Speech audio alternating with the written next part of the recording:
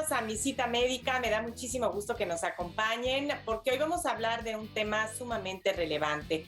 Como todos sabemos, ayer se conmemoró el Día Mundial del Síndrome de Down. ¿Por qué? Porque es la trisomía 21, es decir, una persona con síndrome de Down tiene 3 cromosomas número 21 y justamente el 3 de marzo todos los años se conmemora esta condición que, bueno, pues afortunadamente hoy en día hay mucho que hacer con estos pequeños para que tengan una vida dentro de una sociedad incluyente. Pero antes de hablar de todos estos aspectos sociales, emocionales del síndrome de Down, me gustaría dar la más cordial bienvenida en Mi Cita Médica a 2 médicos genetistas.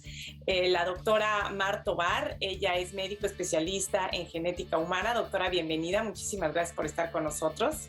Gracias, buenos días. Y nos acompaña también el doctor Mauricio Murillo, igualmente médico genetista con especialidad en genética neonatal. Muchísimas gracias, doctor, por estar con nosotros. Bienvenido. Gracias, buenos días. Gracias por la invitación. Bueno, doctor, explíquenos por favor en qué consiste el síndrome de Down. ¿Cuáles son las características de un pequeño desde el punto de vista genético del síndrome de Down? Se habla de que hay 3 cromosomas 21. ¿A qué se refiere esto? Bueno, pues el síndrome de Down es una de las alteraciones cromosómicas más frecuentes. En estas, pues bueno, como todos nosotros tenemos 46 cromosomas que vienen numerados del 1 al número 22 y los cromosomas sexuales, ¿no? Un individuo masculino es XY y un individuo femenino es XX. En este caso, pues el individuo que tiene síndrome de Down, pues tiene del cromosoma 21, tiene 3 copias o 3 dosis. Generalmente, pues en estos casos, o en la mayoría de los casos, en el 95% de los casos, es un cromosoma libre, el cual viene o se produce por un evento pues accidental de no disyunción celular. Pero hay casos en los cuales, pues por alguna alteración estructural en los papás, esto se puede llegar a presentar de manera hereditaria, pero esto ocurre en muy bajo porcentaje. Generalmente son en el 95% de los casos, son eventos que aparecen de manera esporádica o accidental, en el cual hay un cromosoma de más por el cual ocurrió un fallo en la división celular. Gracias. Doctora Tovar, mucho se habla de que está asociado con la edad materna al momento del embarazo. ¿Qué hay de esto y qué hay también de la edad paterna al momento de la gestación? Claro, esto es muy importante. Sí, sin duda el principal factor de riesgo que se conoce relacionado a este tipo de alteraciones es la edad materna avanzada. Sin embargo, como lo decía el doctor, ¿no? Esto es por eventos de no disyunción. Por lo tanto, puede ser tanto en el óvulo como en el espermatozoide. Aquí igual, edades paternas avanzadas por arriba de los 35 años también se consideraría como factor de riesgo para que se presenten este tipo de alteraciones. Sin embargo, particularmente se ha visto que el óvulo es el que llega a sufrir mayores errores en este tipo de división celular. Entonces, de ahí que se corresponde mayormente el número de porcentaje de casos asociado a este tipo de alteraciones, ¿no? Entonces, de ahí que se considera más la edad materna que la paterna para este tipo de cromosomopatías. Vamos a hacer una pausa y regresando vamos a hablar de las características físicas de los bebés que nacen con síndrome de Down.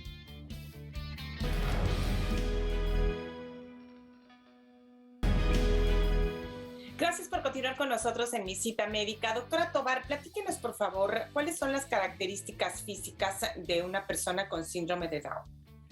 Claro, bueno, las manifestaciones van a ser muy variables. En este caso, creo que de lo más característico son los rasgos físicos que podemos distinguir a simple vista, como sería unos ojos rasgados, oblicuos ascendentes o almendrados, como muchas veces se les llega a encontrar. Y al nacimiento su lengüita llega a protruir bastante, entonces de ahí que se note como si tuvieran la lengüita casi siempre de fuera. Su cabecita va a ser un poco más pequeña que la población en general, o que no tiene esta condición. Y algo importante, pues bueno, va a ser la discapacidad intelectual que también van a llegar a tener, al principio con un retraso en el crecimiento o para adquirir las diferentes etapas del desarrollo, y ya posteriormente como la discapacidad intelectual como tal. Entonces, al nacimiento también vamos a poder encontrar hipotonía. Son bebés que van a estar muy flojitos, De ahí también, ahora sí que la atención que se les dé en las primeras etapas de su desarrollo para poder adquirir diferentes habilidades o adquirirlas como cualquier otra persona. Y también, por ejemplo, algo característico es el pliegue palmar único, que también llegan a ser característico de ellos. La gran mayoría de los casos va a estar asociado a otro tipo de alteraciones, como por ejemplo pueden ser cardiopatías congénitas, que va a ser hasta en más del 50% de los casos que van a poder llegar a presentarse. Sin embargo, también se pueden asociar otro tipo de alteraciones a nivel gastrointestinal, por ejemplo.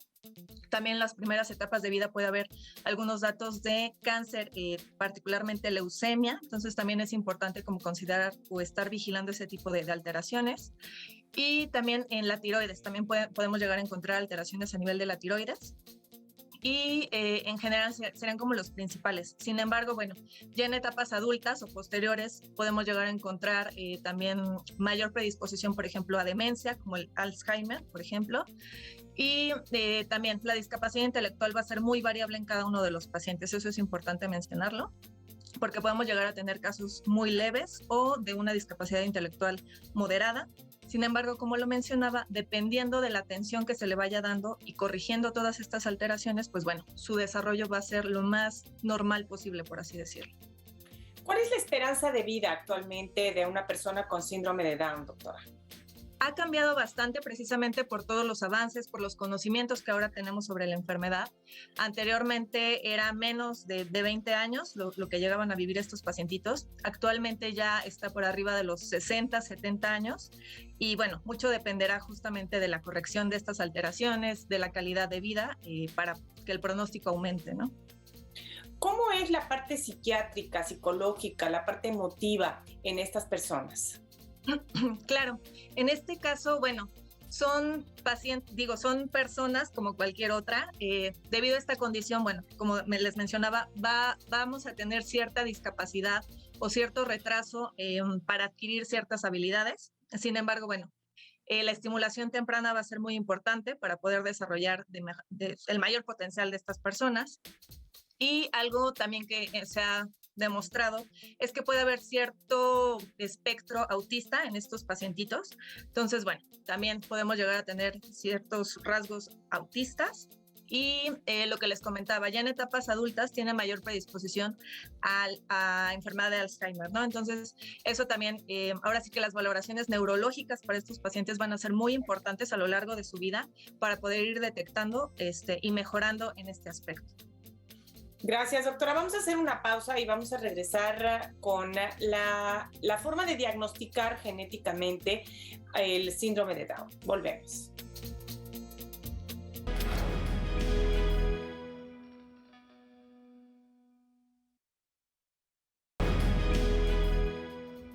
Gracias por continuar con nosotros en Mi Cita Médica. Estamos hablando del síndrome de Down y es mucho lo que se ha logrado avanzar en materia de diagnóstico antes del nacimiento, incluso en las etapas más tempranas del embarazo. Vamos, en el caso de las personas que pues se someten a reproducción asistida, incluso es posible determinar la presencia de síndrome de Down, incluso antes de que el bebé lo vayan a transferir al útero materno. En fin, de esto vamos a hablar con el doctor Murillo. Doctor, explíquenos, por favor, qué es lo que se hace para conocer genéticamente estas células, porque en cada célula del organismo está este material genético presente, ¿es correcto? Es correcto, Diane. Pues básicamente de los primeros estudios que aparecieron para el diagnóstico de síndrome de Down, pues está el cariotipo, que es uno de los estudios más básicos de la genética, en el cual pues es una foto de los cromosomas y ahí básicamente podemos valorar la existencia de un cromosoma de más. Incluso en ese estudio podemos saber también el mecanismo por el cual se está produciendo el síndrome de Down, ¿no? Si es la causa regular, la causa esporádica, o si viene por algún mosaicismo o por o proveniente de alguna translocación de alguno de los papás. Sin embargo, pues también hay pruebas ya actualmente pues mucho más rápidas para el diagnóstico, mucho pues más sensibles también, como por ejemplo los microarreglos. Hay microarreglos de baja densidad que incluso en 2 días tenemos el resultado de la prueba. Y pues en la parte prenatal también han aparecido pruebas las cuales nos permiten tener con una precisión del 99.9% de si tenemos esta condición o no en el embarazo, ¿no? El llamado ADN libre en sangre materna o comúnmente llamado ADN fetal, el cual se puede realizar desde la semana 10 del embarazo y pues con una muy buena precisión, y pues se puede tamizar. Es una prueba de tamizaje que se puede aplicar a cualquier paciente que desee conocer pues si realmente tiene riesgo o no de tener un embarazo con síndrome de Down. Y como bien comentas, pues también desde la etapa embrionaria podemos hacer estudios a nivel embrionario para ver la cantidad de cromosomas en el embrión y de esta manera poder transferir o poder hacer un diagnóstico preimplantacional en los embriones que tengan síndrome de Down. Ahora, doctor, en esta prueba que usted menciona que se hace en la sangre materna de la mujer que está embarazada a las 10 semanas de gestación, esto lo que se hace es que se toma una muestra de sangre y en la sangre materna hay células del bebé. En la sangre materna hay ADN libre, que es de células que se han roto y que en sangre están fragmentos de ADN libres en la circulación materna. Obviamente el gran porcentaje de ese DNA es materno, pero aproximadamente un 8 a un 10% de esos fragmentos son fragmentos de origen placentario, lo cual representa el complemento cromosómico del feto. Por eso mismo el porcentaje es muy alto, y esos fragmentos de ADN son los que se capturan con la prueba y se hace un estudio mediante secuenciación, y de esta manera podemos cuantificar la dosis del cromosoma 21 para saber si viene la doble dosis normal o si hay una triple dosis del cromosoma. Si una mujer con factores de riesgo, por ejemplo, con edad avanzada o tal vez con una historia previa de un bebé con síndrome de Down, se hace esta prueba a las 10 semanas de gestación, ¿todavía se recomienda que se haga una amniocentesis? Si la prueba sale positiva, sí. Generalmente esta prueba del ADN fetal es una prueba considerada aún de tamizaje, quiere decir que se puede realizar en cualquier paciente independientemente si tenga algún factor de riesgo o no lo tenga. Se puede hacer en cualquiera, solamente si sale la prueba positiva o de alto riesgo. En estos casos sí se recomienda complementarlo con una prueba de tejido realmente ya fetal, como una prueba de líquido amniótico a través del procedimiento de la amniocentesis, o también en primer trimestre se pueden hacer la biopsia de vellosidades coriales, que es tomar un fragmento de la placenta y también hacer este estudio ya como el cariotipo, por ejemplo, o unos microarreglos, que esos ya son estudios 100% diagnósticos. Entonces, las pruebas invasivas, que son estas en las cuales tomamos tejidos fetales, están reservadas en los casos de que en el ultrasonido viéramos algún marcador de alto riesgo o que el tamizaje mediante las pruebas de ADN fetal o de duotest salieran de alto riesgo. Bueno, vamos a hacer una pausa y regresando vamos a platicar acerca de todos los avances que también ha habido en materia social para incluir a las personas con síndrome de Down en la sociedad y en general en la vida de todos. Hacemos una pausa, regresamos.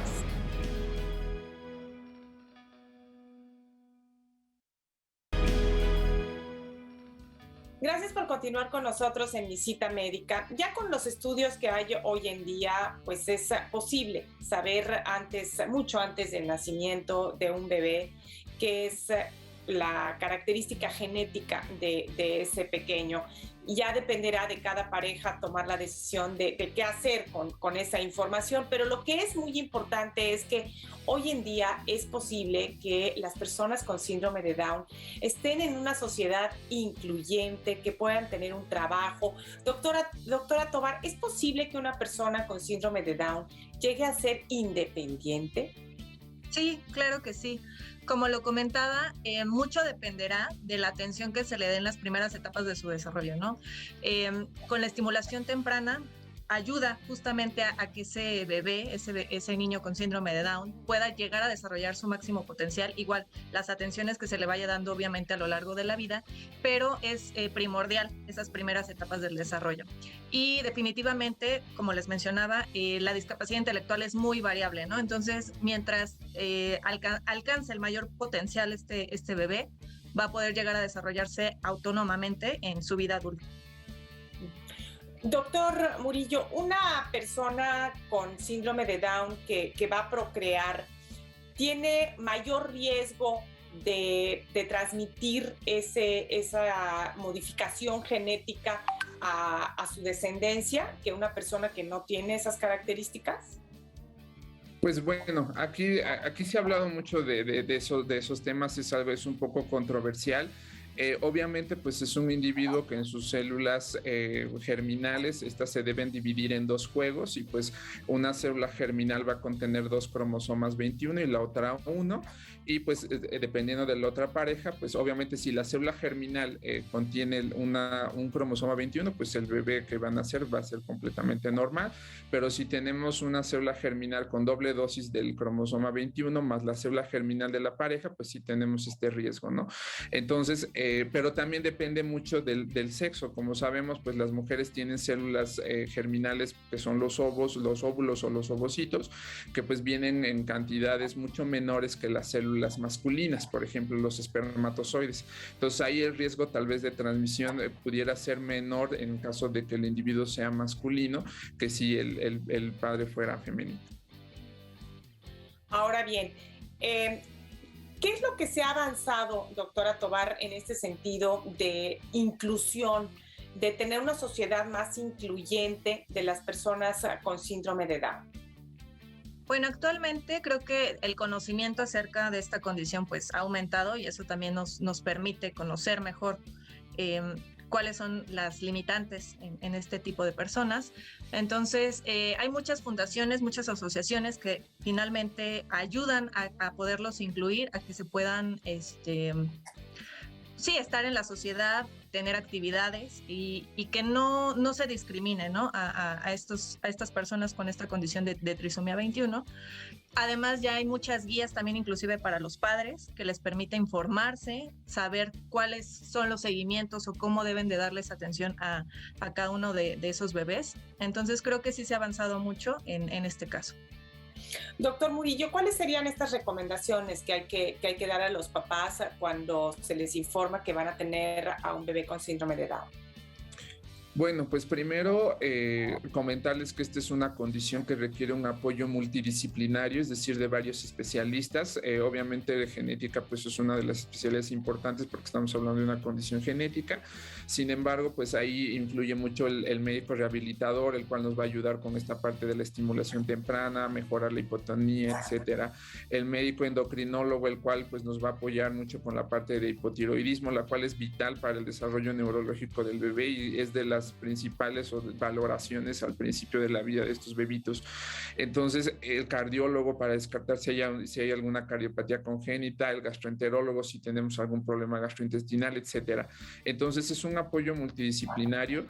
Eso es lo que tienen que tener muy en cuenta los papás. Otra cosa que requieren mucho apoyo, no solamente la rehabilitación física en las clínicas a las que las pueden llevar, sino también requieren mucho apoyo de estimulación en casa, una estimulación muy ordenada, muy bien realizada, supervisada por el médico, por el terapeuta especialista. Entonces, pues, de eso depende mucho que el niño desarrolle el mayor potencial, ¿no? No aislar al niño. Obviamente los grupos de ayuda de pacientes con síndrome de Down son muy importantes porque con ellos pues los mismos papás se van relacionando de saber cómo actuar ante alguna emergencia o cómo actuar ante alguna actitud que ellos no conozcan. Entonces eso es muy importante tenerlos, porque si el niño está aislado, no tiene relación con otras personas o con otros niños igual con su misma condición, el desarrollo tal vez sí se puede ver comprometido con ellos. Entonces es un gran trabajo de los papás el que estos niños salgan adelante. Doctora Tovar, una pareja que tiene un bebé con síndrome de Down y que no hay un factor hereditario de por medio, para la siguiente gestación, ¿tienen el mismo riesgo de tener un bebé con síndrome de Down? ¿El riesgo es mayor? ¿Cómo funciona esto? En este caso va a depender mucho la edad en la que se están volviendo a embarazar. Como lo comentábamos, edades paternas por arriba de los 35 años pues van a ser el principal factor de riesgo. Y ya con este otro antecedente, bueno, sí aumentará ligeramente el riesgo en un siguiente embarazo, a diferencia de cualquier otra persona que no haya tenido este antecedente, perdón. Sin embargo, va a ser mínimo de 1 al 3% en general para el siguiente embarazo. Sí. ¿Algo que deseen agregar? Pues nada, que el diagnóstico prenatal es posible y este nos va a servir para que al nacimiento del bebé estemos preparados de saber qué especialistas los deben valorar. Ahorita los médicos fetales están muy bien capacitados en la detección de marcadores pronósticos para síndrome de Down y también para ver si tienen alguna comorbilidad como alteraciones cardiológicas, etcétera. Entonces, los ultrasonidos realizados por médicos fetales son los ideales de realizarse en primer trimestre para poder tener un panorama de si tenemos riesgo o no para síndrome de Down. Doctora Tovar. Pues nada más que quede muy claro, ¿no? Que esto no es una enfermedad, es una condición genética y que ahora sí que informémonos, ¿no? Para dejar de estigmatizar a este tipo de personas. Claro. Doctora Tovar, doctor Murillo, muchísimas gracias por habernos acompañado en Visita Médica. Es un honor haberlos tenido en el programa. Gracias por la invitación. Gracias. Gracias a mis compañeros en el foro de Televisa Californias y por supuesto muchísimas gracias a usted por el favor de su atención. Hasta la próxima.